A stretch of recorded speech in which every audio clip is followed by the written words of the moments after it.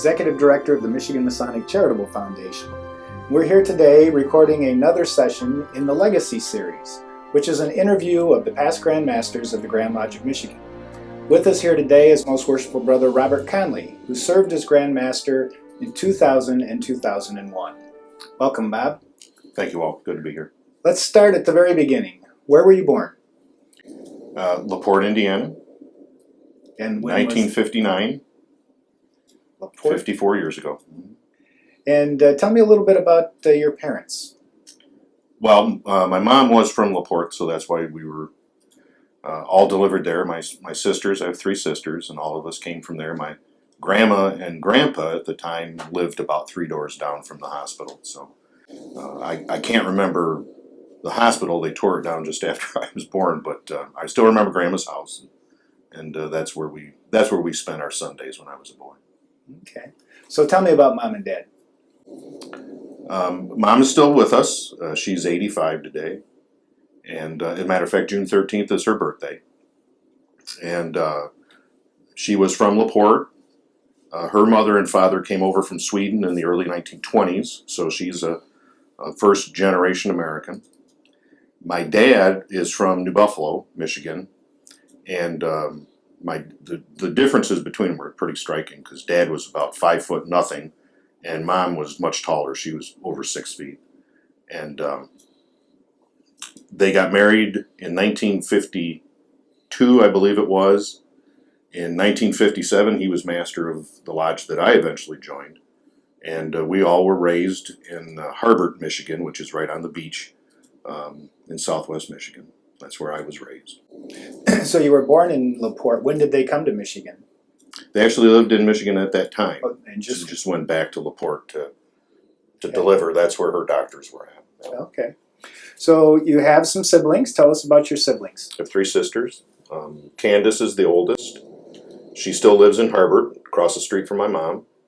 My next, and then it's me. Then Susie is married and has 3 kids, lives in Battle Creek with her husband Ken, who is the city engineer for the city of Battle Creek. And my youngest sister Dee Dee, who lives in Ann Arbor, and she has 2 boys, and her husband has Innis Insurance Agency down there. So tell me, how was it growing up with 3 sisters? It was horrible. It was terrible. Anything you see about me is because of them.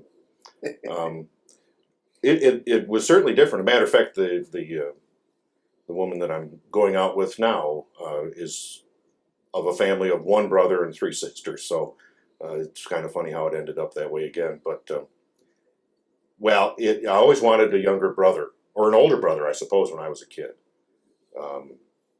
Growing up, it would have been a lot different, I can assure you that. But I ended up finding a whole bunch of them. So. So do you have any vivid childhood memories that you want to tell us about, or that you can? Not particularly. It was different, Obviously, you and I are too close in age not to remember the differences, but our house was a typical 3-bedroom ranch with 1 bathroom and 1 phone on the wall in the kitchen, and dinner was at 6, and Dad worked, and Mom stayed home and took care of the house and the kids, and it was a great life. I don't have any regrets about it.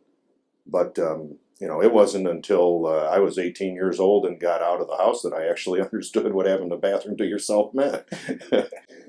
So, there were just differences. It was obviously 3 girls, and they ran the house with Mom. And Dad and I were kind of left to our own devices. So we spent a lot of time together when I was growing up. A lot of fishing and a lot of camping. And I think we did that just for our own sanity. So, where'd you go to school? Well, obviously right there, and the school system today is called River Valley School District, home of the Mustangs. And I graduated from that in 1977. Although back in that time, and I don't know how it is today, I spent most of probably the last 3 years of school in co-op, half the time working for my dad and then half the time going to school. And did you particularly have any hobbies or things that you did in high school? Participate in sports, the band? The only sport I was in was golf. That has not improved. I was in band up until my sophomore year. played the trumpet, and loved it, loved band very much. But when I went to work, there wasn't a class late enough in the day for me to continue with that. I enjoyed high school for my part of it. I didn't obviously spend a lot of time there, as one might imagine. But back in those days, there was River Valley was well known for its industrial arts class. So I was an aide in the machine shop section of industrial arts, and got an awful lot out of it. Enjoyed it very much. River Valley was and still is a very, very good school. After high school, did you go to any vocational school or college? I did not until I was 42. And when I was 42, then I started taking college courses. Very good. Tell us a little bit about your working life. I know that you had an apprenticeship with your dad. Tell us about that. I started working for my father when I was 13. He owned an engraving company. And we were engravers of, at that time, jewelry hobs, molds. As a matter of fact, the 60-year pin that the Grand Lodge of Michigan gives out, made by Terryberry today in Grand Rapids, was the molds for that were actually made by my dad back a long time ago now. And for many years, that was the highest award you could get in Michigan. Nobody really lived past that, so we've done a lot better there. As time went on, it started to diversify quite a bit, and we went into mostly automotive engraving of die-cast dies and plastic injection molds and those kinds of things. And when I was 13, as I mentioned, I started to apprentice for him. When I was 18, I went to work for him full-time. And over the years, I expanded that out. We did everything from those kinds of engravings, industrial engravings, to trophies and awards and that kind of stuff. Sold that business, and then in 1991, I bought the engraving company from Dad, ran it until 2004, and sold it. Okay. So tell us a little bit about the difference between working for Dad and working for yourself. You know, I have to tell you, I worked for Dad from the time I was 13 until 1991. So I don't know how many years that would have been. Every day. And I can honestly say in that entire period of time, we never once had an argument. We never did. My father wasn't somebody that you would necessarily argue with, because most of the time he was right. So you just kind of learned that at an early age. But I think that that's one of the greatest blessings that I had in that whole period of time. We just had a good time, and he was a great teacher. He was probably one of the finest engravers that I've ever known, and he was really a Renaissance man in the truest sense of the word. Everything fascinated him. Whether it was a mechanical watch or a pocket watch, which he collected and subsequently I took over when he passed away, to motors, to fishing, to everything, just fascinated him no end. And he brought a lot of that to the workplace. We had a good time. That's great. After you sold the engraving business, you actually took on a completely different career. I did. And you started doing Masonic renewal for the Grand Lodge of Michigan. Tell us how that came about and how it's evolved. It was actually a little bit more than just coming to work for Michigan. That when I finished as Grand Master in 2001, I was chairman of the Masonic Renewal Committee of North America.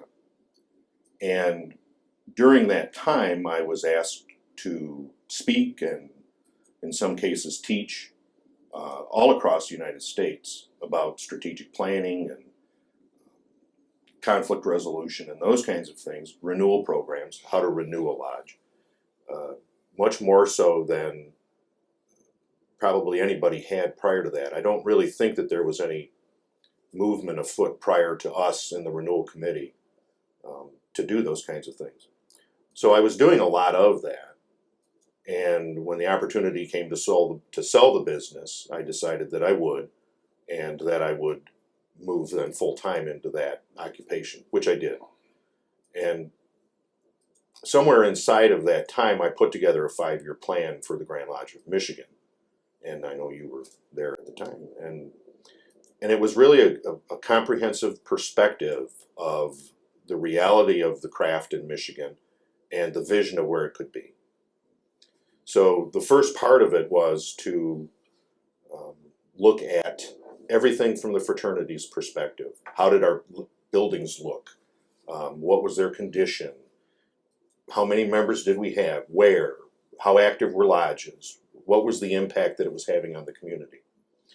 Once we figured that out, then get the lodges active and motivated, and then start to build a public relations program, which we did, and just a great many other components of that plan.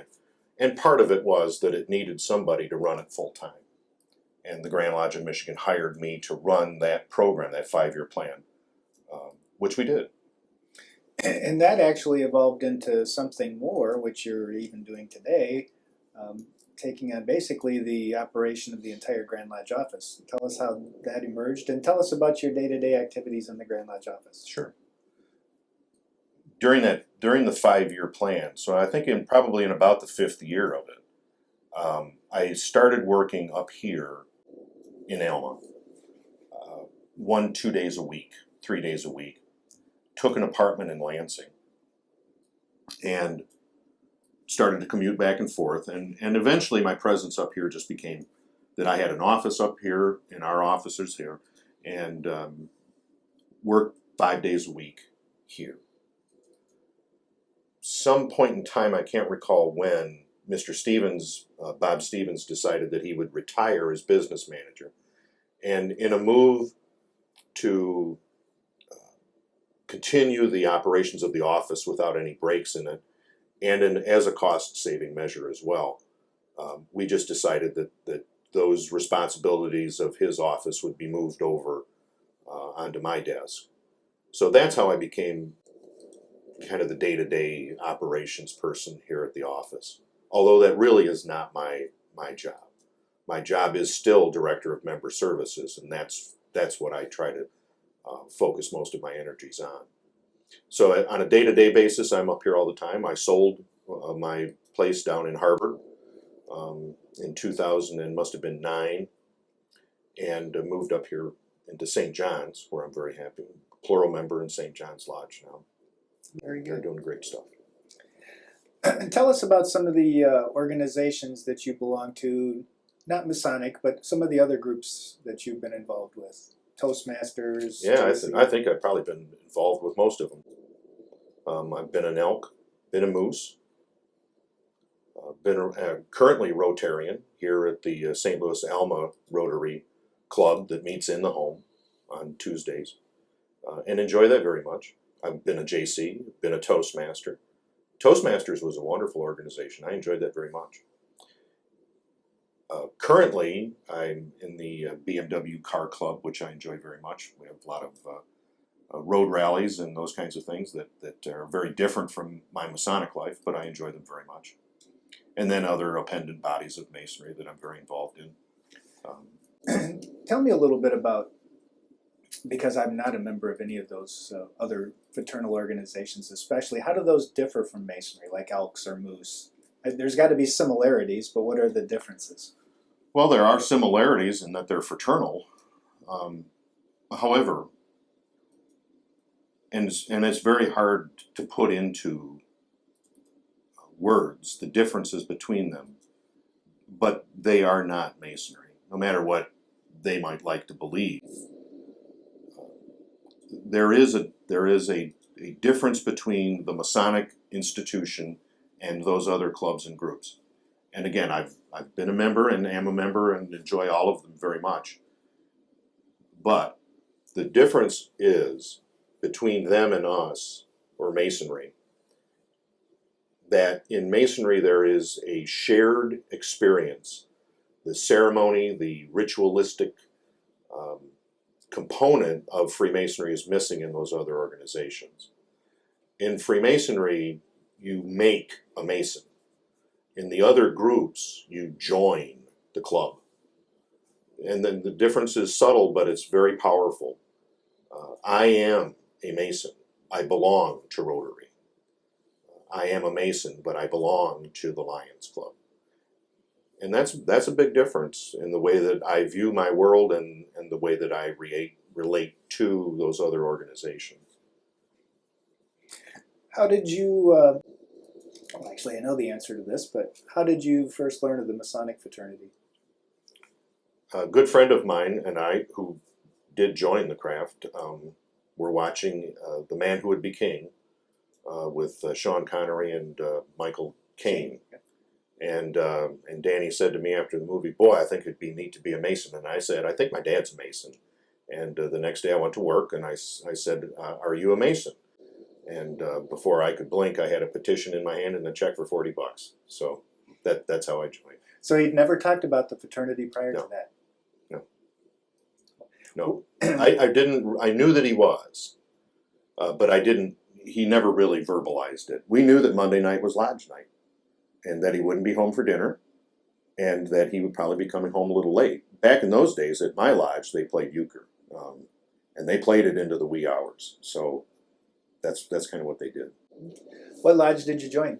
Three Oaks, number 239. And when was that? May 10th, 1982. 1982. Yeah.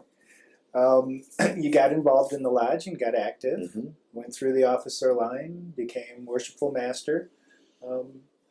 Any recollections of that time period, being master of the lodge and a young master? Oh yeah. It was great, and it's hard to believe, And I know that you do the same thing when you go back and look at those pictures, and you can't imagine that you were that young once. And it was 1987 when I was Worshipful Master of the lodge. I went right into the chairs. I didn't even have a chance to sit on the sidelines. And I can say that since that time, I've never really sat on the side. I've always had some task, some responsibility in the lodge. When I was Worshipful Master of the lodge, we really started to open the building up a lot more than it had been in the past. And it was right in that period of time when Freemasonry was starting to realize that the decline that it had been going through since 1959 was starting to have a much more detrimental impact on the local lodge rather than simply just a decline of numbers. So my lodge, when I was installed, it was the first public installation that the Three Oaks Lodge had ever had. Prior to that, they just didn't do it. And we had about 150 people in that lodge room, and I know you've been there, so we had a lot of people crammed into it. And to this day, we've always had a public installation. It's always been the same. But we had a great time. My first Grand Lodge session, though, was 2 weeks after I was raised. I went to Grand Lodge in Detroit at the Big Temple. And I think that for somebody coming into the craft that young and really never being exposed to the fraternity to walk into the Detroit Masonic Temple, that's something impressive. So, and whose session was that? I think it was Russ Wells. I'm not exactly sure. I can't remember. I know he was there, so I'm going to leave it at that. Why did you go, being 2 weeks after your race, why did you go to the Worshipful Master was terrified to drive to the city of Detroit. And I said, well, I don't mind. So that's what I did. That's how I got to go. Very good. I know that you've always enjoyed the ritual. You're an excellent ritualist. I think you actually were elected by your district as a DDI. I was. That must have been about 1989, I think. And any recollections of that experience, being young? Because you were very young. I was. And my recollections of it were that there were a lot of men in that district who weren't very happy with that. At that time, one of the lodges to the north of mine was very strong, and all of the officers of the district came out of that lodge. So when one of the southern lodges took it, that was a bit of a shock to them. But we worked. I went out and rattled the bushes, and we got our past masters and officers to go to that election, and we won. And I was very happy being a district deputy instructor. Enjoyed that very much. About 1 or 2 years into that, there was a vacancy in the Board of General Purposes office, and I ran for that election and was elected to that, and that's how I came into that position. I would have to say that of all the positions that I've held in the craft, my favorite was Board of General Purposes. Really? Mm-hmm. Okay. Why? Because it's there that you can have the most profound impact on those lodges. You don't have a lot of them. At that time, it was District 10A and B, and it had 18 lodges in it when I was BGP. And there was nothing that I loved more than going to those lodges and talking with them and getting them involved in programs. There was so much new stuff that was happening at that time. It was really an exciting time to be a new, young, active guy. I'm a little older now. I'm not quite as quick as I used to be. I understand. You belong to some of the appendant and affiliated organizations. Tell us about some of the organizations you belong to. Well, I think I belong to, again, just about all of the more commonly known. I joined Scottish Rite in 1983 or 4 in the Valley of Grand Rapids in October, and that was just a real powerful event for me. Was very active in it for many years on the stage crew. Was very active. There used to be the South Berrien County Scottish Rite Club, and we did the 9th degree and the 13th degree, as I recall, and enjoyed that very much. So I have always enjoyed Scottish Rite very much. I joined Royal Arch, Council, and Commandery, but I've never been active in it. At the time that I joined those groups down in Niles, they meet on Friday nights, or did. And when I was that age, the last thing I wanted to do on a Friday night was go to a potluck. So I was never active with the York Rite, but I've always enjoyed my membership with it as much as I can, and still maintain it. I know you're involved with the Shrine and some of the. I'm not an active Shriner, though. I did join the Shrine. I'm much more active with. I'm an associate member in Ahmed Temple up in Marquette. I'm actually more active with them than I am with Saladin, which is my mother temple. I try to stay in touch with them and keep abreast. I was very fortunate for a lot of years to be on the Imperial Shrine's membership committee and on their leadership committee and on their program and planning committee, and was very active with them for a long time. And got off of those about 2 or 3 years ago now, I guess it was. So my involvement with the Shrine was always at a much larger level than with the individual temples. Of the, and I think I know the answer to this too, of the appendant organizations, which would you say is your favorite? Oh, Scottish Rite, without a doubt. Yeah, I've always enjoyed Scottish Rite. And I enjoyed very much being active in it. I won't say that I was a very good actor. I don't look at Scottish Rite as ritual. I look at it as acting. And I wasn't a really good actor. But I loved being on a stage crew, and I still do. Kind of the grease paint part of the rite. And I love the Valley of Grand Rapids. It's history. I like being there. I like being part of it. I remember when the light board was still the gigantic throw the big levers, and when we had the whole building. I was there when the whole building was a Masonic temple, and of course today a lot of it's rented out to the public. But certainly one of the high points of my adult life, not even my Masonic life, just my adult life, was when I was nominated to receive the 33rd, and when the Valley honored me with the Meritorious Service Award as well. Both of them are, to me, very powerful. And I'm very honored. You also served as Commander-in-Chief in the Valley of Grand Rapids. Commander-in-Chief in the last term, so that would have been now 2 years ago, I guess. Enjoyed that very much. That was just a great time.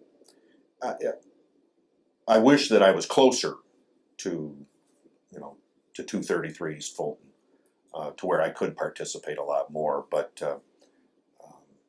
I'm always available to the Rite. I've loved Scottish Rite. I find nothing wanting in it. You've received many honors and awards over the years. What are a couple of the ones that are the most memorable, had the most impact on you? I don't know if I could really even say. I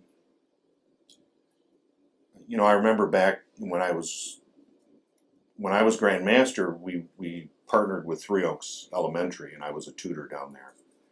And and the lodge and the brothers in there had been very active in that school and done a lot of good stuff in there. And that year I was given the golden acorn, and I have a little lapel pin that's an acorn, and obviously 3 oaks pin. So, you know, that has always meant a great deal to me. I have a lot of honorary memberships in lodges, and those have always meant a lot. Obviously, the 33rd was a powerful award that was given. And it was given to me by Bob Osborne. At that time, Robert was the one who was deputy for Michigan, and so that was very special to me. But all of them, you know, whether it was any of those or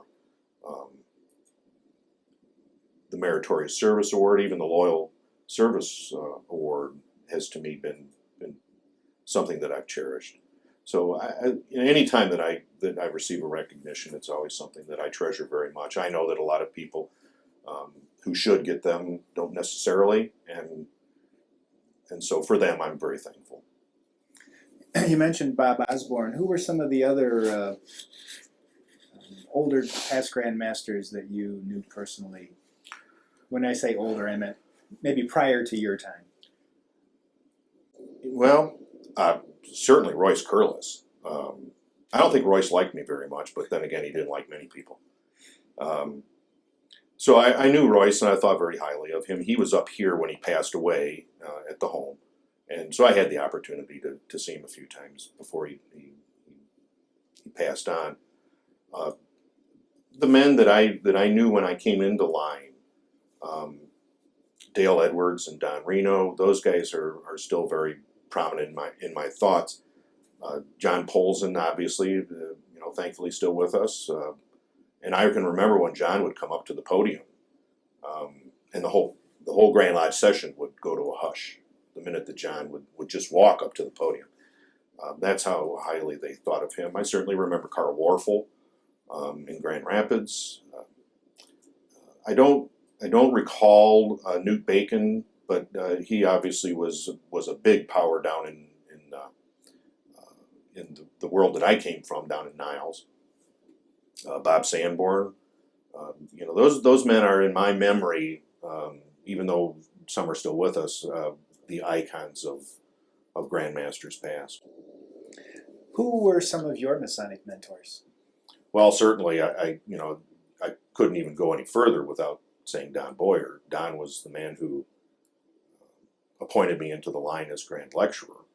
He was the man who encouraged me to become Board of General Purposes representative for that district. But beyond that, even when I was junior deacon, and I still can remember it like it was yesterday, I was absolutely terrified. The lodge was packed. I was junior deacon. The master called me up to tile the lodge, and I gave a sign that included all 3. And when Don brought remarks afterwards, he said, I think we better keep an eye on that kid. He's trying to rewrite the ritual already. But I had talked with Dad about who he was. I didn't know who he was, obviously, but my dad held him in very high regard. Don's been a mentor for me all those years and still is. And the other week when we gave him his 50-year award, if we just looked at who was up there giving that to him, I think that impact that he's had on an awful lot of people just proves that you never really know what kind of fruit you're going to grow from the seeds you plant. So Don has certainly been one. Bob Osborne was a great mentor for me. Certainly John Polson was and has been over the years. My father, and men who left us too quickly. An old friend, Bob McClellan, who passed away before he was able to become Grand Master. Those names, and the older we get, we kind of reflect back on how much impact they had on us. So for certainly too many to name, but those stick out in my mind. What actually, tell us how you ended up getting into Grand Lodge. When Don Boyer was Grand Master, the Grand Lecturer resigned for personal reasons, and we were we were here in Elma. It would have been in August. I can't remember the date, but when they used to have the Masonic and Eastern Star Fair, and then we'd have a parade. And at that time, my wife and I were up here in the parade with a little pink Geo tracker that my dad owned, but it was a convertible, so we were in the parade. And Don asked me in the morning before the parade if I would consider becoming Grand Lecturer to fill that vacancy. And he said, "You don't need to answer me now. Be sure and talk with Julie about it and make your decision." And so that's how I got into the line. It was a big decision. I think I was 32 at the time, so I wasn't certainly very old. I think that was certainly the youngest Grand Lecturer in Michigan Freemasonry. But that's how I got into the line. The next year, I was elected to that position, and that was Don Reno's Masonic year. And in his year, the marshal at that time resigned for personal reasons. And Don asked me if I would consider becoming Grand Marshal, and I did, and ran for election and was subsequently elected. There were 2 vacancies in the line, so I went to Junior Grand Deacon, and Bob McClellan became Grand Marshal. Once you moved into the progressive line, tell us about some of your experiences as you went through that line. What were some of your most vivid memories of being a Grand Lodge officer? Well, then I think there was a lot more distinction between the different officers. The junior officers were really not involved at any high level with the board of directors, and so when we were called to something, it was usually for a dedication or other kinds of ceremonies like that. I remember we dedicated a historic monument marker in Rochester in July in a valley, and it was 105 out and humid at least 100%. It was terrible, and we were in those morning suits. And I know that you remember me in that morning suit. I hated it with every inch, and for the audience, it's a wool, very thick, very heavy tuxedo kind of a suit, and I thought we were going to lose everybody at that one. But my years of being in the line, to the extent that I was always there up through Don Boyer's year, we rode together and traveled everywhere together, and his wife Jo would always make popcorn and have a cooler with sodas and stuff in it, so it was always fun, and there were a lot of people going to a lot of different places. And then when I became Grand Master, Don was Grand Secretary, so we got to share that again, and that's always been very good memories of mine. We had a wonderful Grand Line when I was Grand Master, and of course you were Grand Marshal, the best Grand Marshal I ever had. And but we had a great year. I think we did a lot of things, a lot of new things, and set the course of the craft for the next many years to come because of what took place then. Let's talk about your year as Grand Master. You started the Beacon Project. Why don't we talk a little bit about the Beacon Project? Where did you get that idea, and how did that evolve? The Beacon Project came out of an understanding that men need to feel part of something bigger than themselves, and they need to have an impact on their community in a way that makes a difference. Giving money is fine, and it's a good thing, and it needs to occur. But giving of your time is something that I think is much more important and much more valuable to these places. So then you start asking yourself, what kind of a program would we do then? Knowing that we don't have a lot of money, we don't have a lot of time, but what time we can give, where can we give that in a way that makes the most difference in the lives of people? And out of that thought and that process came the Beacon Project, where we had at that time pledged to give 200,000 volunteer hours to the elementary schools in Michigan. we didn't make it in 1 year, but we did make it, and we actually surpassed it. And today, by the counts that I've gotten, we're well over 400,000 hours that the Michigan Masons and their families have given to the elementary schools in the state. That certainly was and always will be the high point of my year as Grand Master.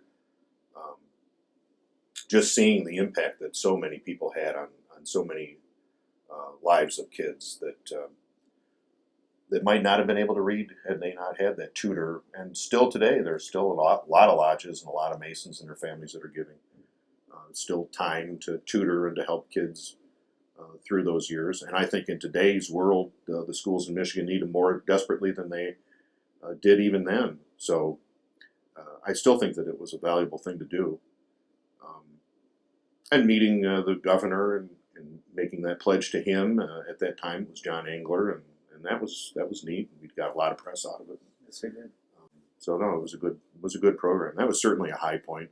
Grand Lodge session up at Grand Traverse Resort was great, and I'll never forget that. It was an exciting time, and it set the stage for my life since then. So for the 10 or 11 years that I've been out of office, all of this is because of what happened there.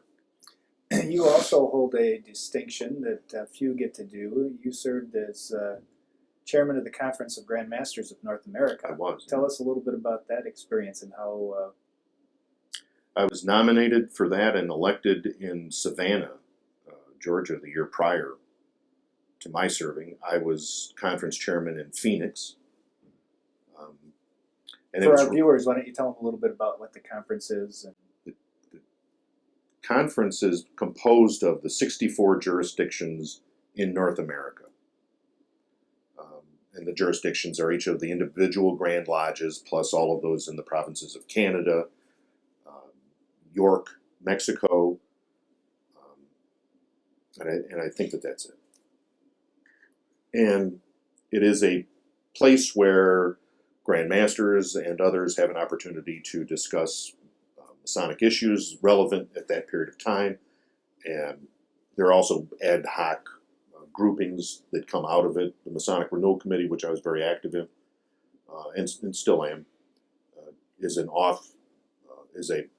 subgroup of the Conference of Grand Masters that meets at their will and pleasure, as is the National Masonic Foundation for Children, or at least it was.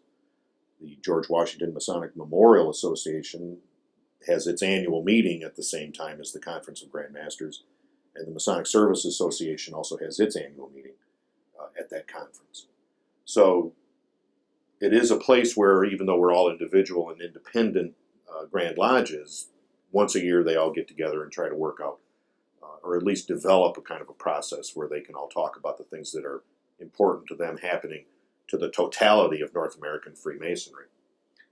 At that time, at that year in Phoenix in 2001, when I was conference chairman, it was the first gathering after Imperial Shrine had met and removed the requisite of Scottish Rite or York Rite membership in order to become a Shriner.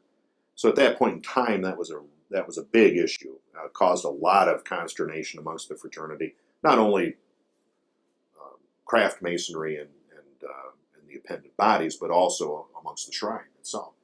And so that afternoon we had a round table discussion with the imperial potentate at that time, who it was, it escapes me now at the moment, but as well as the heads of the appendant bodies and the other Grand Masters that were involved in that.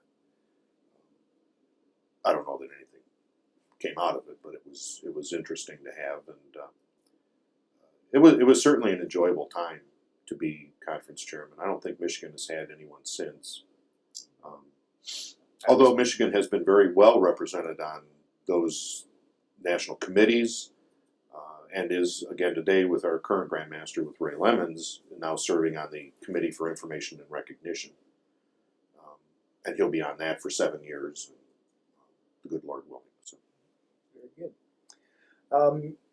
You had mentioned Masonic renewal, and we've talked about that a little bit, and that's always been a passion of yours, and I know you started that way back. Way back, yeah. So how did How did all that start? How did that become your passion? And tell us a little bit about how that evolved. And you've been involved with that for 20 plus years now. Yeah. Was first exposed to even that concept in 1989. I went to a seminar in Detroit at the Big Temple, Scottish Rite Cathedral. I still remember it. And there was a presentation being delivered by a man named Dudley Davis. Dudley became a very vocal proponent of Masonic renewal, taught a lot of classes here in Michigan, and was a great mentor of mine for many years. And what he did was pull together a whole sequence of events in a way that then you could look at it and say, I understand. And one of those was that for every year up to that point in time, so that was 1989, for 30 years at that point in time, we've been losing 3.5% to 4% of our membership every year, every single year. And what I realized at that point was that when I went back to my business had been losing exactly the same thing. You just don't see it.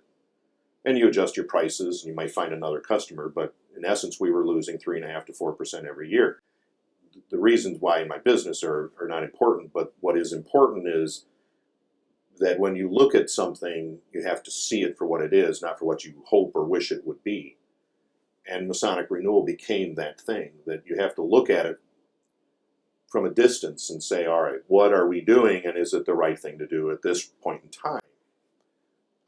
Then, as now, Freemasonry can be a very backwards-looking group. We tend to look to the glories of the past, to when there were 500,000 Shriners marching down the streets of Detroit, or when there were 36 lodges that met in the Detroit Masonic Temple, or when the entire building in Grand Rapids was a Masonic lodge. But those days are gone. And it doesn't mean they can't come back, but it just means that if you spend all your time looking at what was, you'll never see what can be.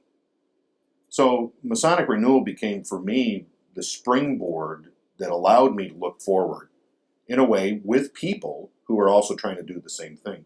And so you found great men of Masonry at that time, all across the United States, that became very involved in that process.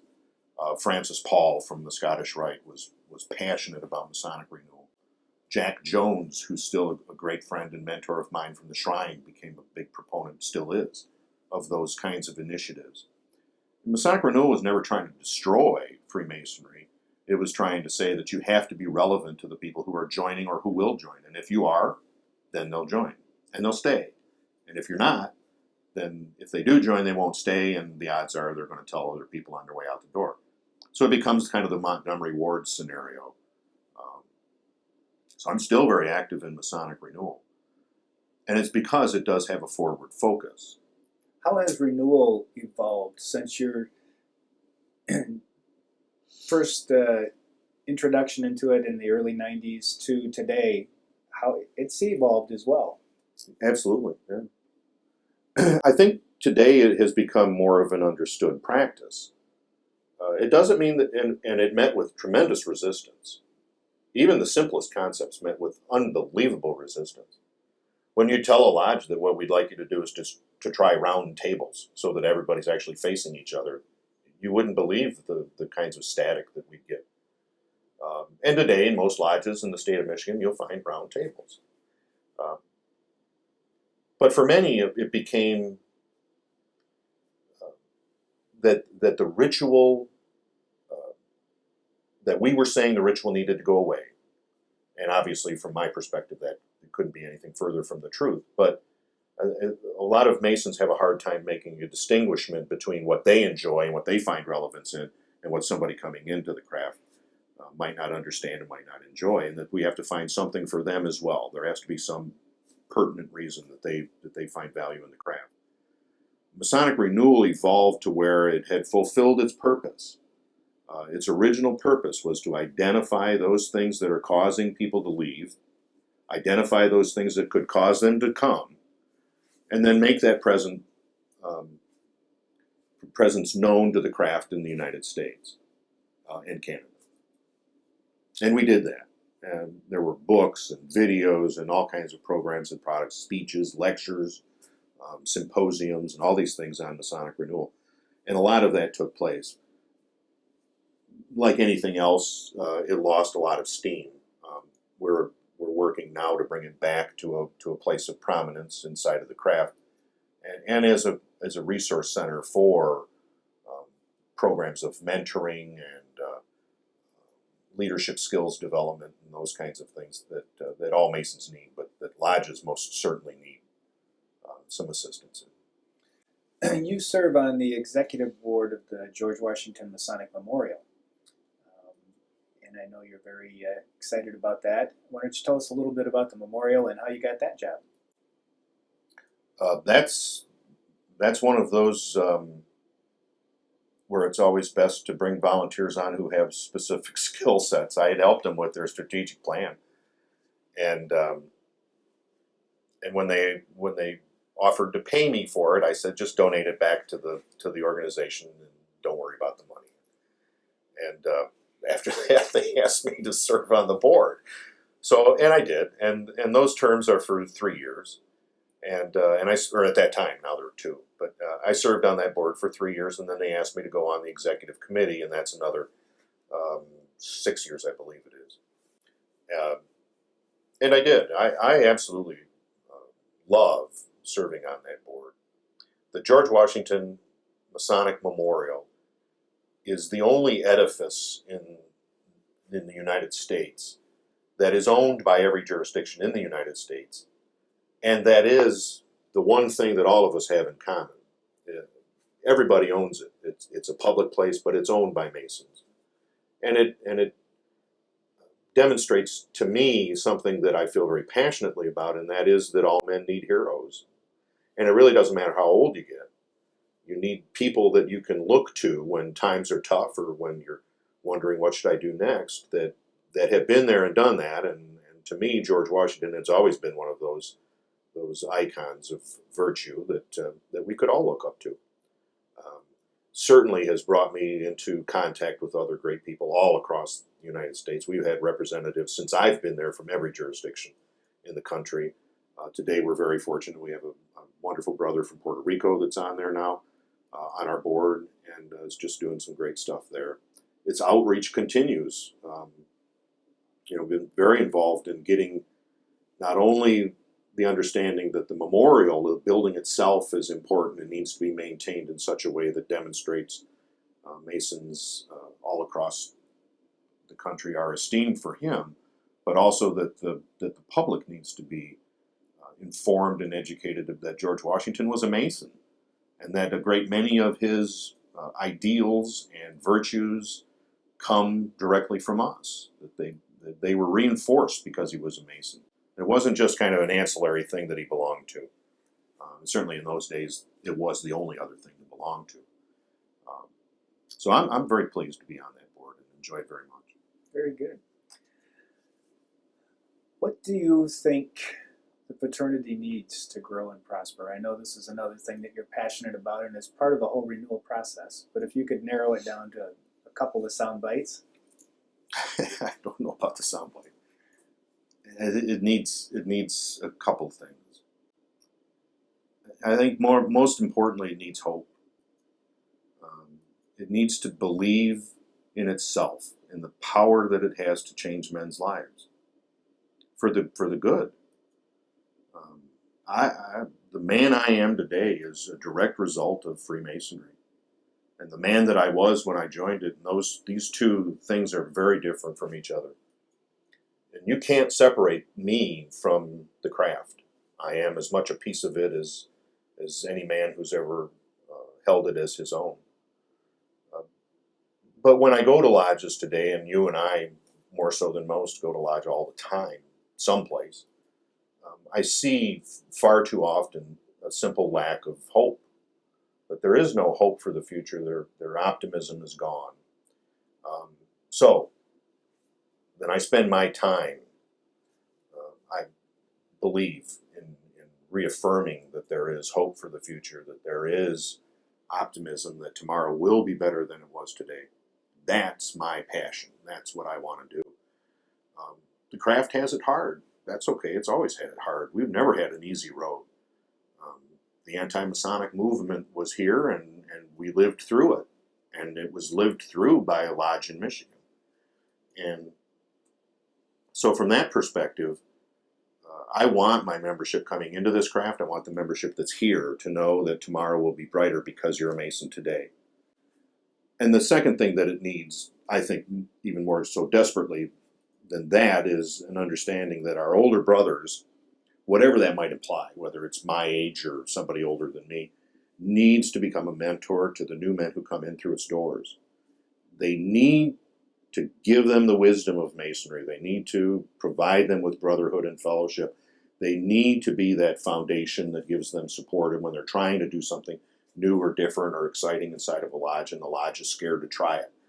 But if some of the older brothers will say, it's okay, let's try that, whatever it might be. And those older men have lived through bad times, and they're still here, and they're with us today, and they can prove that hope does always come out on top. So those two things, the hopefulness of tomorrow that it will be better than it is today, and their need then to become mentors to the new men who come into the fraternity. I believe if we do those two things, and we do them well, even if we do them poorly, we'll still be better off than we are right now. There was a day that I was the kid being mentored by great men. And those men didn't see themselves as being great. They were just men. They were Masons. They were people who were doing their thing. And out of that experience comes me in my place today. Now it's up to me to become that mentor to those new men who come into the craft today. And in 30 years, they'll be talking about us. We'll probably be sitting out on the porch at home. Sure, you're right. So that's my. What would you tell somebody that was thinking about becoming a Freemason?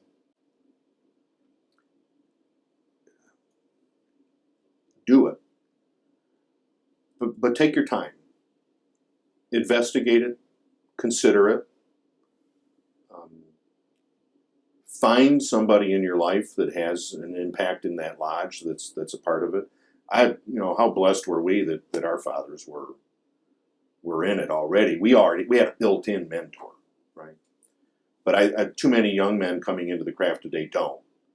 So, but if you want your life forever changed, come into it and become part of it. Be active in it. My lodge back in those days when I joined, it didn't meet every night. It didn't even meet 4 times a month. It met once a month, and maybe one other night if it had work. And so I started cleaning the lodge. And so I was up there every week. And I was mopping the floor and vacuuming the carpets and cleaning. And I got to know every inch of that building. And I got to investigate, the old minute books and the old registers of people that had come from back in the 1860s when the lodge was chartered. And so if it's not active, make it active. Become somebody who just is there, and I guarantee you'll find it's a world of experience here, right? I mean, we've traveled around the world. We've been to Europe and Great Britain as Masons, and I wouldn't travel any other way. We have friends all around the world. It is a life-changing, life-enriching experience. I highly recommend it to everybody. I agree. What would you tell somebody that was just going to become Worshipful Master of their lodge? What advice would you give them to have a successful year? Oh, set the craft at work. Not necessarily ritualistically, as important as that is. But set the craft at work. Be a leader. One of our lodges this year that won the Twain Award, if you ask them what do they do, Masonically, they really don't do that much. But in that community, they are everything. If you need a place to hold an event, the lodge is open. If you need a group to help you clean up the park, the lodge is available. If you need anything that lodge can provide you with, that lodge is available. All of that. Now, that's the whole lodge, but it's led by the master, and he's just done an incredible job. And I could give you dozens of illustrations of that. lodges inside of communities that are very active because the Worshipful Master sets the pace. And if he's active, and if he's vibrant, and if he's hope-filled, and if he's mentoring his people, that lodge is going to grow and prosper and have a great year, and it will continue on. All of it comes from the master. I can't tell you how many masters I've talked to over the years that said, I'm tired. Well, you know what? You can lay down when you're dead. In the meantime, get to work. Set your craft at work. You bet. I think that's good advice. What would you tell somebody that was considering running for Grand Lodge? It's a completely different job altogether. Yeah, and that one I'd think real hard. I mean, are you willing, on the one hand, to give up a lot of freedom, a lot of ability to have a Saturday at home, a lot of ability not to drive in blizzards and nasty weather? Are you willing to give that up? Being a Grand Lodge officer means that you're no longer a member of your lodge. You are a member of every lodge. It means that you don't have the liberty of privacy, that you've become now accessible to everybody, that their problems are yours. Are you willing to assume those responsibilities? All of that on the one hand. And on the other hand is really a life of service. There are no benefits over here. There are no perks. There are no advantages in being a Grand Lodge officer. Quite to the contrary. Those things become nothing more than your ability to say, I will be of service to you. And if that's what you want to do, then I want you to be a Grand Lodge officer. But if you're not willing to do that, and you're not willing to give this stuff up, don't do it. You'll find it a very difficult life. It's not an easy one.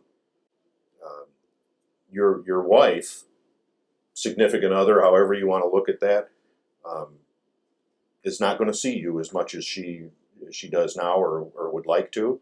So it's as much her decision as it is yours.